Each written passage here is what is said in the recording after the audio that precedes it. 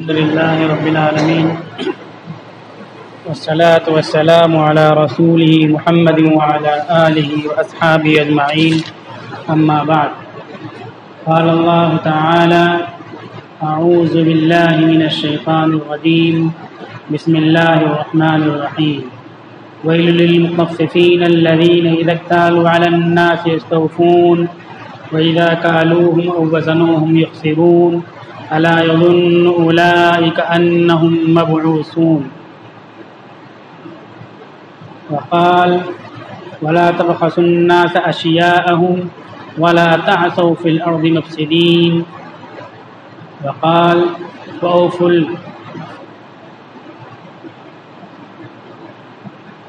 الكيل إذا كلتم وزنوا بالقسطاس المستقيم ذلك خير وأحسن تأويلا وقال يا قوم اعبدوا الله ما لكم من إله غيره ولا تنقصوا المكيال والميزان إني أراكم بخير وإني أخاف عليكم عذاب يوم محيط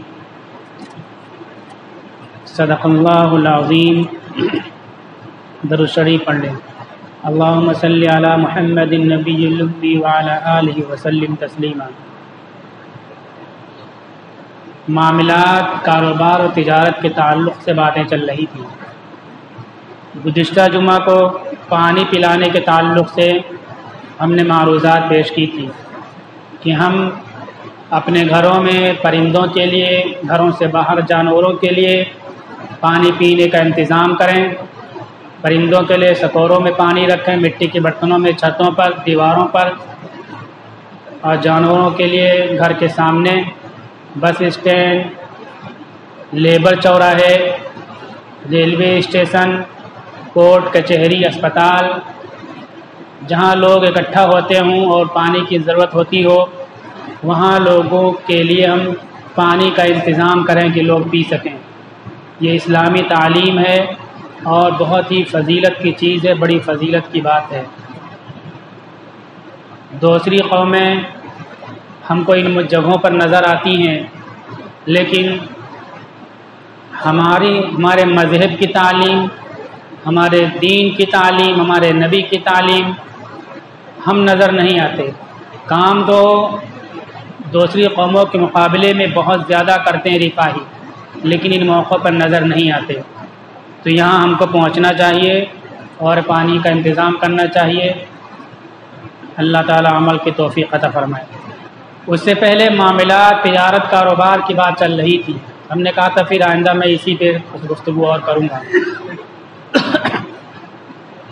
تجارت، تجار کے بارے میں، تاجروں کے بارے میں ہم نے روایتیں بتلائی تھی کہ اگر یہ ایمانداری سے تجارت اور کاروبار کرتے ہیں تو امناء اللہ فی الارض، زمین میں اللہ کے امین ہیں، اللہ کے سیکریٹری ہیں، اللہ کے امانت دار ہوتے ہیں یہ. اور وبرد الآفاق، اور آسمان کی طرف سے زمین میں گھومنے والے ڈاکیہ ہیں، کوریئر کا کام کرنے والے ہیں، آسمان کی طرف سے یہ مقرر ہیں. اور فضیلتوں میں بتلایا تھا کہ جو لوگ ایمانداری کے ساتھ تجارت کرتے ہیں، اپنے معاملات کرتے ہیں، وہ انبیاء کرام کے ساتھ، شہداء کے ساتھ، صدیقین کے ساتھ میدان محشر میں اٹھائے جائیں گے. ان کا حشر و انجام انبیاء کے ساتھ ہوگا، شہداء اور صدیقین کے ساتھ ہوگا. تو ہم لوگوں کو تجارت کے میدان میں کوشش کر کے داخل ہونا چاہیے اور خوب اس کی باریکیوں کو سمجھنا چاہیے، اس کی لائن کو سمجھنا چاہیے، کہاں سے کون سا مال اٹھائیں گے اور یہاں کون سے مال کی کھپت ہے، لوگوں کو کون سے مال کی ضرورت ہے. ضرورت کے مطابق اگر ہم تجارت کریں گے تو یہ ساری فضیلتیں ہم کو ملیں گی. ضرورتوں میں اس وقت بڑی ضرورتیں جو ہوتی ہیں وہ کرانے کے سامانوں کی ضرورت ہوتی ہے، کھانے پینے والی چیزوں کی زیادہ ضرورت ہوتی ہے، کپڑے وغیرہ کی بھی ضرورت ہوتی ہے. ابھی جو آلات ہیں، اوزار ہیں، ان چیزوں کی بھی ضرورت ہوتی ہے۔ تو یہ دیکھیں کہ کس چیز کی زیادہ ضرورت ہے، لوگ پریشان ہیں اس کے لیے، ہم وہ چیز لا کر کے دیں تو تجارت بھی کریں گے، فضیلت بھی حاصل ہوگی، اور ایک فرض کفایہ کی ادائیگی کا ذریعہ بنیں گے۔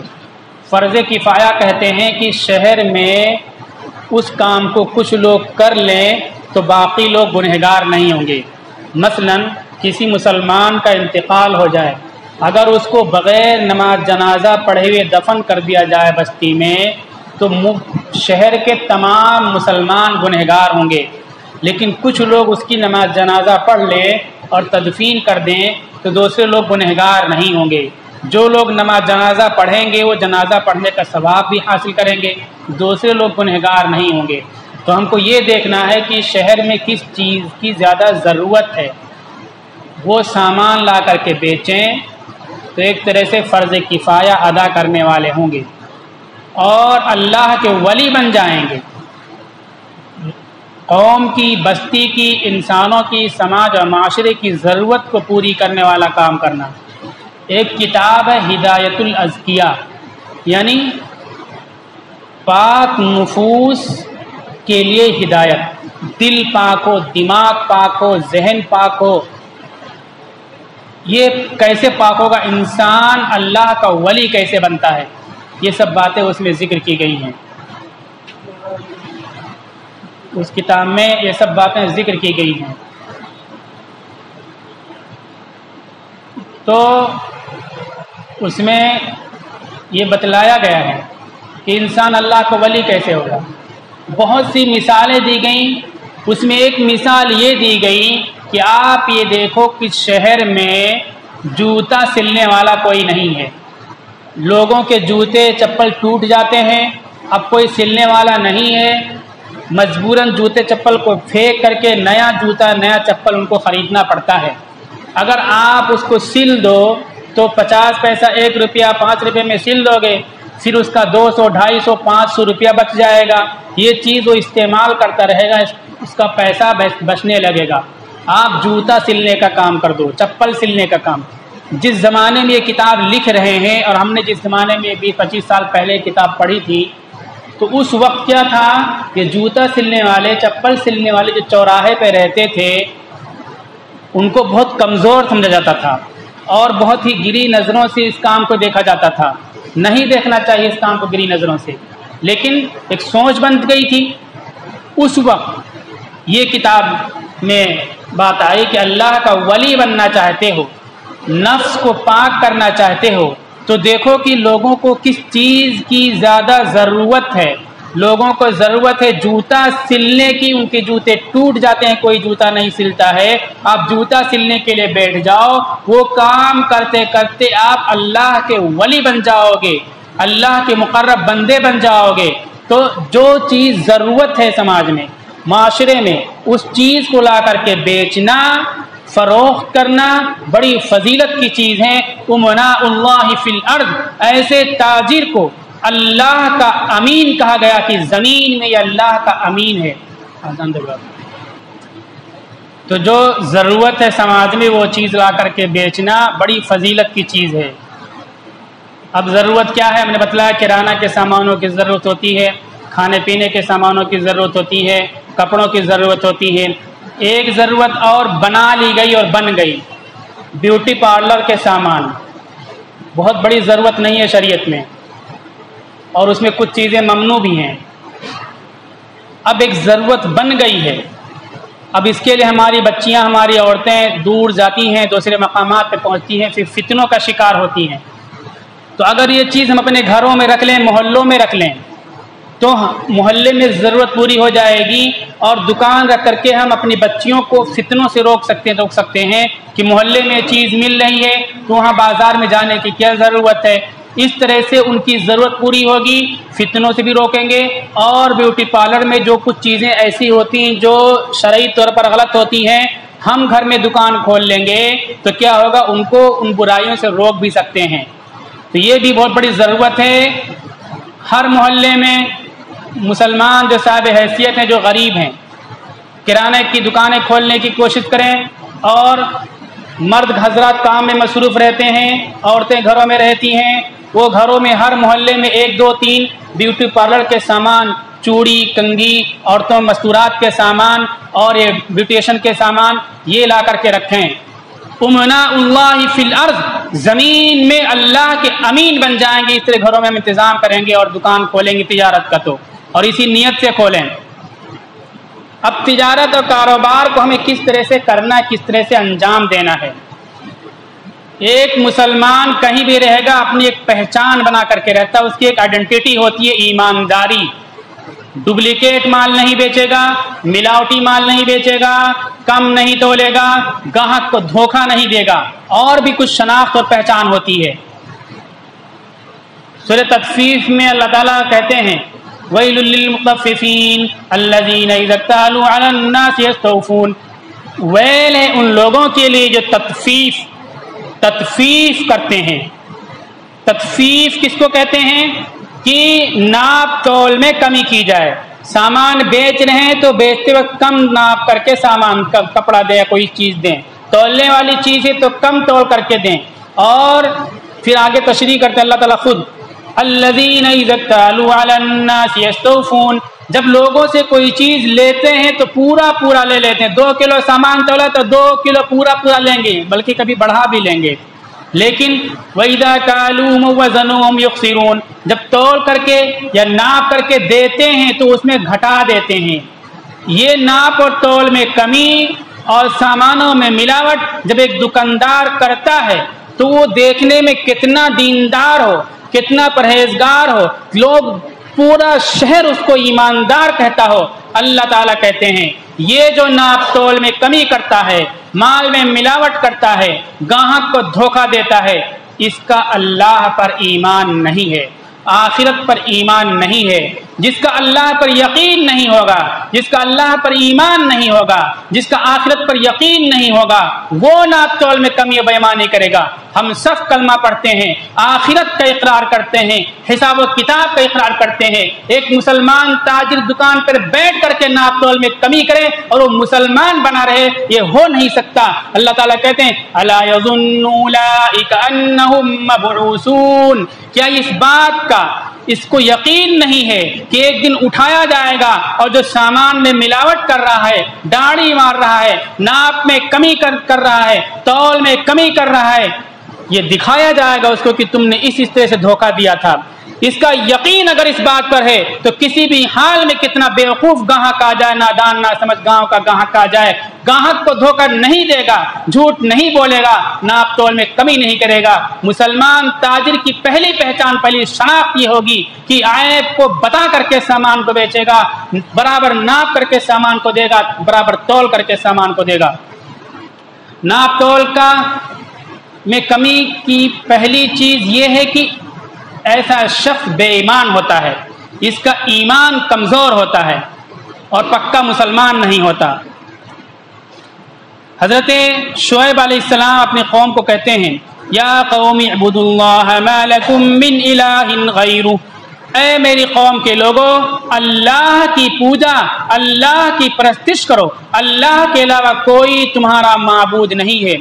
اصل مخاطب تاجروں سے ہیں، سوداگروں سے ہیں، ان کی سوداگری میں پائی جانے والی کمزوری، کوتاہی اور برائی سے ان کو روکنا چاہتے ہیں، لیکن انسان اس وقت تک برائی سے نہیں رکے گا جب تک اس کا اللہ پر یقین نہ ہو، اللہ کی عظمت اس کے دل و دماغ میں نہ ہو۔ تو اللہ کی عبادت، اللہ کی عظمت دلوں میں بیٹھانے کے بعد کہتے ہیں وَلَا تَنْقُصُوا الْمِكْيَالَ وَالْمِيزَانَ، اور ناپ تول میں کمی نہ کیا کرو، انی اراکم بخیر، ناپ تول صحیح کر کے تم دو گے تو تم کو بہت ساری خیر، بہت ساری بھلائیوں میں دیکھتا ہوں، تم بہت ساری بھلائیوں کو سمیٹنے والے ہو جاؤ گے، تمہاری تجارت، تمہارا کاروبار، تمہاری سوداگری سب آگے بڑھے گی، ترقی ہوگی، اللہ بھی راضی ہوگا، زمین میں اللہ کی مخلوق بھی راضی ہوگی تم سے، تمہارا کاروبار پھیلے گا۔ لیکن اگر تم ناپ تول میں کمی کرتے ہو، مال میں ملاوٹ کرتے ہو، دھوکہ دیتے تو کیا ہوگا؟ انی اخاف علیکم عذاب یوم محیط، تو میں تم پر اللہ کے ایسے عذاب سے ڈرتا ہوں جو ایک دن گھیر لے گا اچھی طرح سے۔ کہاں سے عذاب آیا، کہاں سے اللہ کی پکڑ آئی، کہاں سے دنگے چالو ہو گئے، کہاں سے ہنگامے چالو ہو گئے، کہاں سے دکانوں کو توڑا جانے لگا، کہاں سے دکان میں آگ لگا دی گئی، تم سوچ نہیں سکتے ہو، تصور نہیں کر سکتے ہو۔ اللہ کے نبی یہ فرماتے، اللہ تعالیٰ قرآن میں کوٹ کرتے ہیں، نقل کرتے ہیں کہ انہوں نے اپنی قوم کے تاجروں سے کہا تھا کہ ناپ تول میں کمی کرو گے، ملاوٹ کرو گے، دھوکہ دو گے تو ایک عذاب سے ڈرتا ہوں، وہ عذاب تم کو گھیر لے گا، تم سمجھ نہیں پاؤ گے کہ تم پر یہ عذاب کہاں سے آیا ہے۔ ناپ تول میں مسلمان کمی نہیں کر سکتا، اللہ کے عذاب سے ڈرے گا، اللہ کی پکڑ سے ڈرے گا، یہ اعلان ہے اللہ تعالیٰ کی طرف سے۔ دوسری جگہ کہتے ہیں وَلَا تَبْخَسُوا النَّاسَ أَشْيَاءَهُمْ وَلَا تَعْثُوا فِي الْأَرْضِ مُفْسِدِينَ، اور تم لوگوں کے سامانوں کو گھٹا مت دیا کرو اور زمین میں فسادی بن کر کے مت پھرا کرو۔ جو ناپ تول میں کمی کرتے ہیں، سامانوں میں ملاوٹ کرتے ہیں، دیکھنے میں چھوٹی سی بیماری، چھوٹی سی برائی نظر آتی ہے، لیکن اللہ تعالیٰ کہتے ہیں کہ یہ ناپ تول میں کمی کرنے والا فسادی ہے۔ تین قسم کے لوگ ہوتے ہیں، ایک چور ہوتا ہے، چور کی سزا کیا، ہاتھ کاٹا جائے گا اسلامی قانون کے مطابق۔ ایک ڈاکو ہوتا ہے، ڈاکو کو چوراہے پہ لٹکا دیا جائے گا، اس کے پیٹ میں خنجر مار کر کے لٹکا دیا جائے گا، لاش لٹکی رہے گی، ٹکڑے ٹکڑے ہو کے گرے گی، پرندے کھا جائیں گے اس کو۔ اس سے بڑا مجرم اور بڑا اپرادھی فسادی ہوتا ہے۔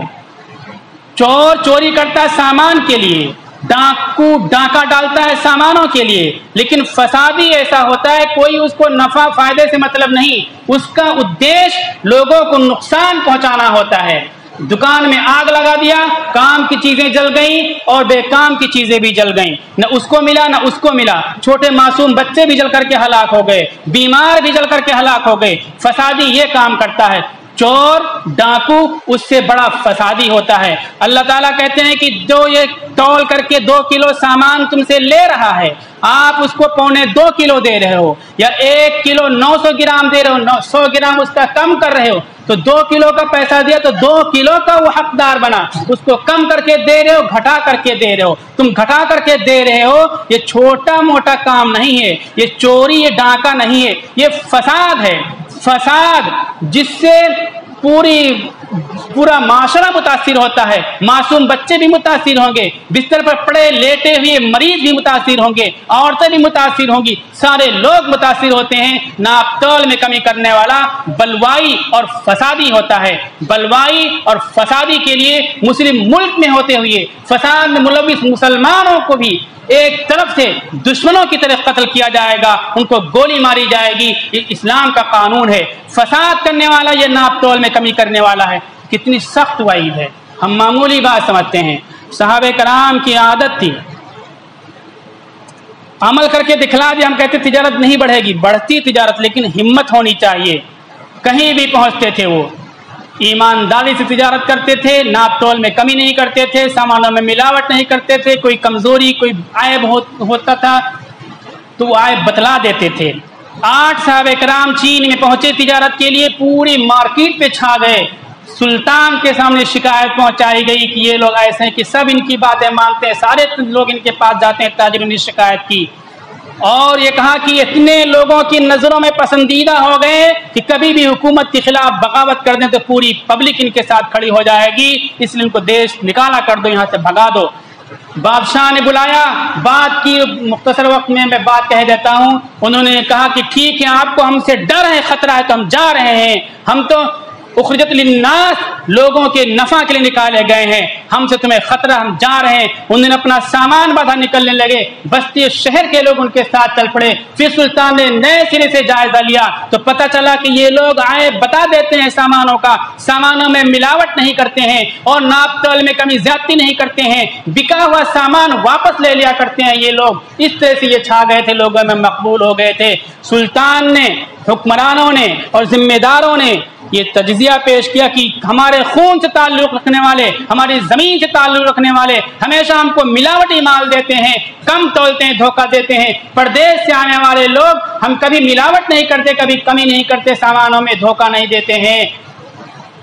تو ہم کو ایسے لوگوں کے ہمارے ملک میں ضرورت ہے تاکہ ایمانداری کی تجارت فروغ پائے۔ اس کے بعد پھر چین میں اسلام پھیلا، بڑی تعداد میں مسلمان وہاں ہوئے۔ यहाँ गोधरा में, अहमदाबाद की तरफ, बड़ोदरा में एक मस्जिद है, सहाबे रसूल की तरफ मंसूब गैर मुस्लिम ने मस्जिद बनवाई थी, तिजारत के लिए आए हुए थे वो। यहाँ जाने लगे थे तो कि जाओ मत, उन्होंने कहा हम जहाँ रहते हैं मस्जिद बनाते हैं, फिर वहाँ रहते हैं। बादशाह ने मस्जिद बनवाई, आज भी मस्जिद मौजूद है वहाँ। तो जब हम अपनी तिजारत ईमानदारी के साथ करेंगे तो हमको लोग रोकेंगे और मस्जिदें बना करके देंगे। हम अपनी तिजारत कारोबार में बेईमानी करेंगे, नाप तोल में कमी ज्यादती करेंगे, तो हमने जो मस्जिदें बना रखी वो मस्जिदें भी हम नहीं बचा पाएंगे। तो ये हुक्म है। तिजारत के सिलसिले में एक अहम बात गलती होती है मुसलमान ताजिरों से, ये भी जान लें। बहुत से लोग लिख देते हैं कि बिका हुआ माल वापस नहीं लिया जाएगा। ये इस्लामी तहजीब नहीं है, इस्लाम की तालीम और इस्लाम का तसव्वुर नहीं है। रसूलुल्लाह ने फरमाया कि जो ताजिर गाहक को बेचा हुआ माल दोबारा वापस ले ले तो अल्लाह ताला मैदान महशर में उसके गुनाहों को माफ़ फरमा देंगे। ये सुन्नत, ये तरीक़ा है। आप देख लीजिए, जो बड़े बड़े कारोबारी ताजिर हैं, बड़ी अच्छी हैसियत के लोग हैं, वो बहुत पूंजीपति हैं वो लोग। आप उनके पास 10 रुपये का सामान लीजिए, 50 रुपये का सामान लीजिए और बाद में वापस करने जाइए, तो बड़े जो ताजिर हैं वापस ले लेते हैं, पैसा भी वापस दे देते हैं। ऐसा कभी कभी सुनने में आता है कि आप मुसलमान के यहाँ वापस लेकर के चले जाओ, वो नहीं वापस लेता है। हमारी चीज़ उन्होंने ले ली तो बड़े ताजिर, बड़े बिजनेसमैन और बड़ी इज्जत के मकाम पर पहुँचे। हमारी चीज़ थी कि हम कोई सामान बेच दें और खरीदने वाला घर पहुंचा, पता चला कि उसको ज़रूरत नहीं है, वापस लेकर के आ गया। तो हमारे नबी की तालीम है हम उसको वापस ले लें, वापस ले लेंगे, उसका पैसा देंगे, सामान वापस मिल गया हमको। इसी के साथ क्या मिलेगा? अल्लाह ताला मैदान महशर में हमारे गुनाहों को दरगुजर फरमा देंगे, हमारे गुनाह, हमारी मासियत को माफ़ फरमा देंगे। कितनी बड़ी बात है।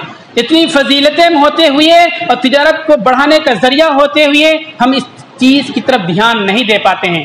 खरीदो फरोख्त का मामला होता है और कभी ऐसा होता है कि झिकझिकबाजी चालू हो जाती है, ज़्यादा सामान दिखा दिया, नहीं खरीदा, ग्राहक ने उल्टी सीधी बातें बोलने लगते हैं। उमनाउल्लाहि फिल अर्द, अल्लाह ने ताजिर को ज़मीन में अपना अमीन बनाया है, अपना नुमाइंदा बनाया है, अपना प्रतिनिधि बनाया है। तो ऐसा होता है लड़ाई कर ले। बड़े बड़े ताजिर बड़े आराम पसंद लोग होते हैं, वो लोग एक के बाद एक कपड़ा दिखाते चले जाते हैं। ताजिर नहीं पसंद करता है, कोई बात नहीं, बाद में लाट माल आ जाएगा तो ले लेना तुम। लेकिन हम छोटी सी पूंजी के साथ मामला शुरू करते हैं और बदअखलाकी वाले जुमले और अल्फाज इस्तेमाल किया करते हैं। हमें तिजारत करना है, छोटी तिजारत करें, बड़ी तिजारत करें, इन सब की फजीलतें हैं। तिजारत को सुन्नत के मुताबिक करना है, शरीयत की हिदायतों के मुताबिक करना है। और फिर शुरू जुमे वाली बात मैं दोहराता हूँ कि एक दौर आएगा जब पैसे की बहुत अहमियत होगी, बगैर पैसे के काम नहीं हो पाएगा, परेशानियाँ खड़ी हो जाएंगी। इसलिए हम पैसों को बचाने की कोशिश करें, सामान खरीदें, गरीब ताजिरों से खरीदें और बड़े सामान खरीदें तो सेकंड हैंड खरीदने की कोशिश करें ताकि दज्जाली फितने को भी हम रोक सकें।